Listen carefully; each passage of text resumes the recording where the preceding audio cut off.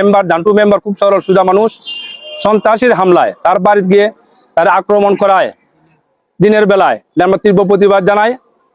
মানে সুনির্দিষ্ট তদন্ত করে আইনের আওতায় আনা হোক। হইল ৯ নং ওয়ার্ডের বর্তমান এমপি সদস্য।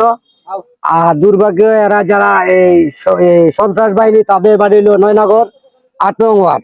তারা আচরের ৪টার দিকে মানে আমার চাচা ঘুম অবস্থায় যাইয়া এলুপাতারে ভাবে মানে ঘরে দুয়ারে কুয়াইয়া টানতাফরা করে নিছে। ঘরের কোনো চিনি বনি না। আমার চাচার একটা হাত ভাঙছে, পায়ে ভাঙছে, কোমরের মেরুদণ্ড ভাঙছে। চাচা মৃত্যুর সাথে পাঞ্জালত আছে।